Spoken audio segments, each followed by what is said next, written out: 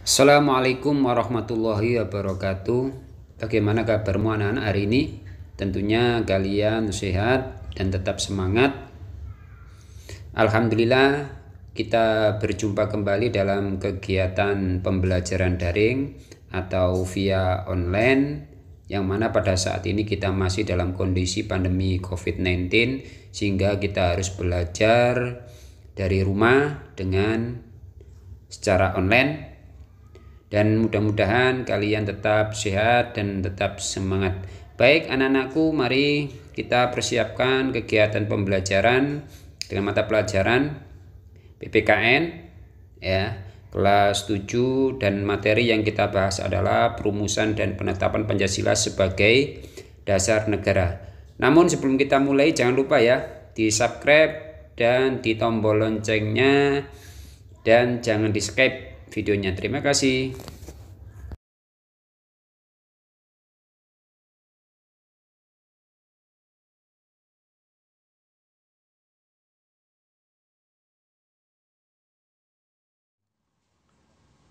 Anak-anakku, pada pertemuan kali ini kita akan mempelajari bab 1, yaitu tentang perumusan dan penetapan Pancasila sebagai dasar negara. Anak-anakku, pada bab ini Pak Gaus akan menceritakan atau menjelaskan 3 hal, yaitu pertama, perumusan Pancasila sebagai dasar negara, kedua, penetapan Pancasila sebagai dasar negara, dan ketiga, semangat pendiri negara dalam merumuskan dan menetapkan Pancasila sebagai dasar negara. Baiklah, kita langsung saja pada bagian pertama, yaitu perumusan Pancasila sebagai dasar negara. Bangsa Indonesia mengalami sejarah yang panjang dalam melawan penjajah. Kita pernah mengalami penderitaan ketika dijajah oleh Belanda. Sejarah juga mencatat kekalahan Belanda oleh Jepang dalam Perang Asia Timur Raya menyebabkan bangsa Indonesia dijajah oleh Jepang. Pada tahun 1945, tentara Jepang mulai mengalami kekalahan di berbagai medan pertempuran. Kekalahan tersebut mengancam kekuasaan Jepang di negara-negara jajahannya, termasuk di Indonesia. Perlawanan rakyat Indonesia menjadikan kedudukan Jepang kian lemah. Akhirnya, Jepang terpaksa menjanjikan kemerdekaan kepada rakyat Indonesia. Janji tersebut untuk meredam gejolak dan perlawanan rakyat Indonesia. Janji Jepang membentuk BPUPKI atau Dokuritsu Junbi Chosakai direalisasikan pada tanggal 29 April 1945 bersamaan dengan hari ulang tahun Kaisar Hirohito. Secara resmi BPUPKI dilantik oleh Jepang dengan anggota berjumlah 62 orang yang terdiri atas tokoh-tokoh bangsa Indonesia dan 7 orang anggota perwakilan dari Jepang. Ketua BPUPKI adalah Dr. KRT Rajiman Weddiodiningrat dengan 2 wakil ketua, yaitu Ichiban Ase Yoshio dari Jepang dan RP Suroso.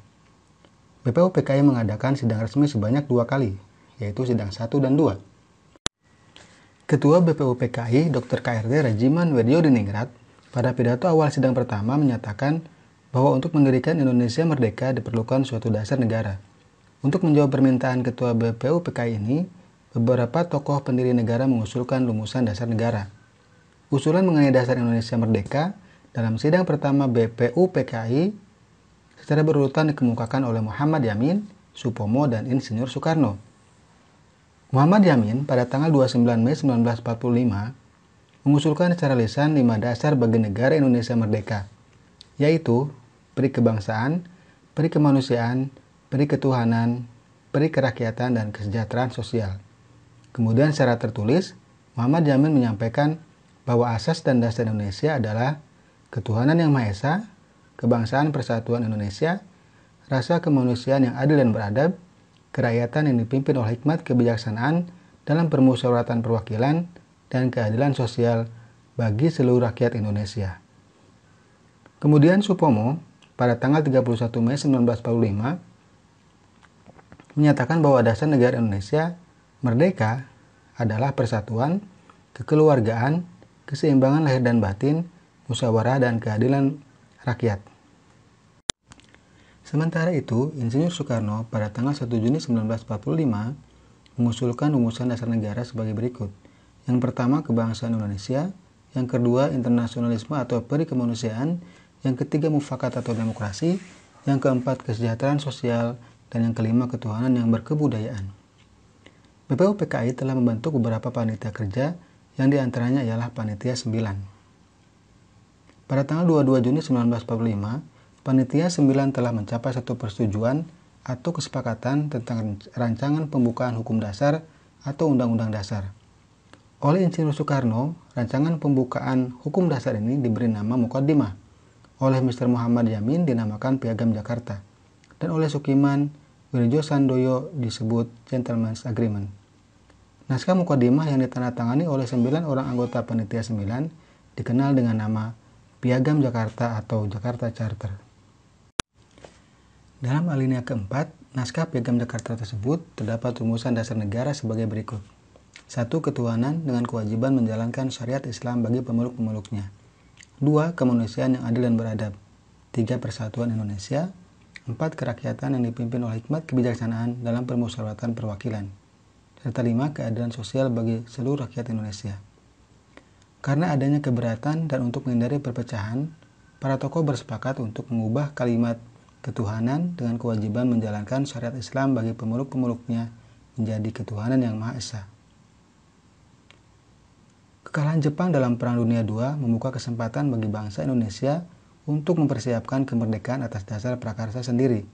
Setelah menyelesaikan tugas BPUPKI dibubarkan, dan sebagai gantinya pada tanggal 7 Agustus 1945, Jepang mengumumkan pembentukan Panitia Persiapan Kemerdekaan Indonesia atau PPKI atau Dokuritsu Zunbi Inkai. Untuk keperluan membentuk PPKI tersebut, pada tanggal 8 Agustus 1945, 3 orang tokoh pendiri negara yaitu Insinyur Soekarno, Muhammad Hatta, dan Dr. KRT Rajiman Wirjodiningrat berangkat menemui Jenderal Besar Rauchi Saiko Shikikan di Saigon. Dalam pertemuan tersebut, Insinyur Soekarno diangkat sebagai ketua PPKI dan Muhammad Hatta sebagai wakilnya. PPKI beranggotakan 21 orang termasuk ketua dan wakil ketua. Pada tanggal 18 Agustus 1945, PPKI melaksanakan sidang dan menghasilkan keputusan sebagai berikut. 1. Menetapkan Undang-Undang Dasar 1945. 2. Memilih presiden dan wakil presiden, yaitu Insinyur Soekarno dan Muhammad Hatta. 3. Membentuk Komite Nasional Indonesia Pusat. Salah satu keputusan sidang PPKI adalah mengesahkan Undang-Undang Dasar 1945. Dalam pembukaan Undang-Undang Dasar 1945, alinea keempat tercantum rumusan sila-sila Pancasila sebagai dasar negara. Kemudian Bapak akan menjelaskan tentang semangat pendiri negara dalam merumuskan dan menetapkan Pancasila sebagai dasar negara.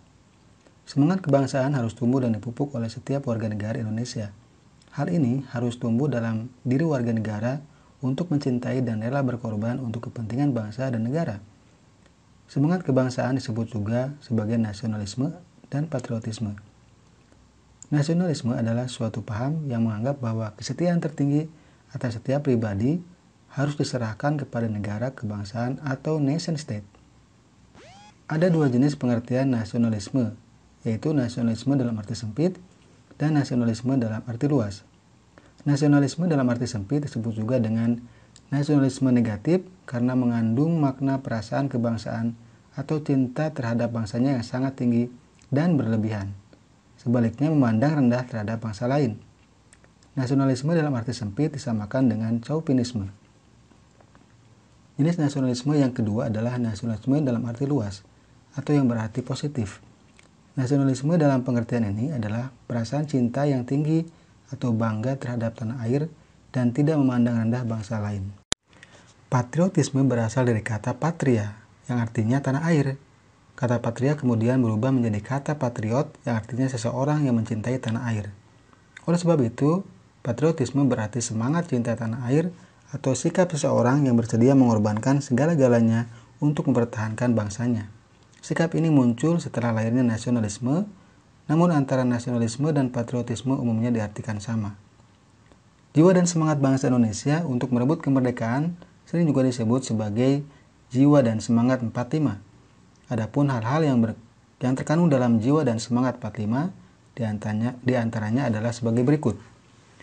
Pro patria dan primus patrialis artinya mencintai tanah air dan mendahulukan kepentingan tanah air.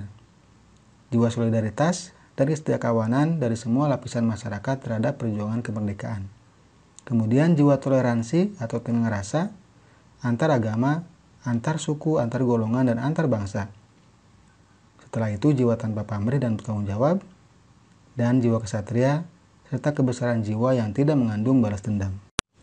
Komitmen para pendiri negara dalam perumusan Pancasila sebagai dasar negara.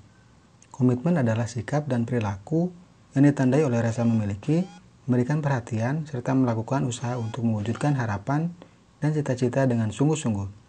Seseorang yang memiliki komitmen terhadap bangsa adalah orang yang akan mendahulukan kepentingan bangsa dan negara di atas kepentingan pribadinya. Para pendiri negara dalam perumusan Pancasila memiliki ciri-ciri komitmen pribadi sebagai berikut. 1. Mengutamakan semangat persatuan, kesatuan, dan nasionalisme. Kemudian adanya rasa memiliki terhadap bangsa Indonesia, selalu bersemangat dalam berjuang, mendukung dan berupaya secara aktif dalam mencapai cita-cita bangsa yaitu merdeka, bersatu, berdaulat, adil, dan makmur.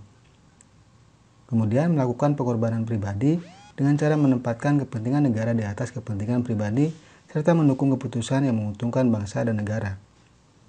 Anak-anakku, demikianlah pemaparan atau penjelasan singkat tentang perumusan dan penetapan Pancasila sebagai dasar negara. Semoga dapat dipahami dengan baik dan dapat diaplikasikan atau diamalkan dalam kehidupan kita sehari-hari. Semoga wabah corona segera berlalu. Just stay at home and keep healthy.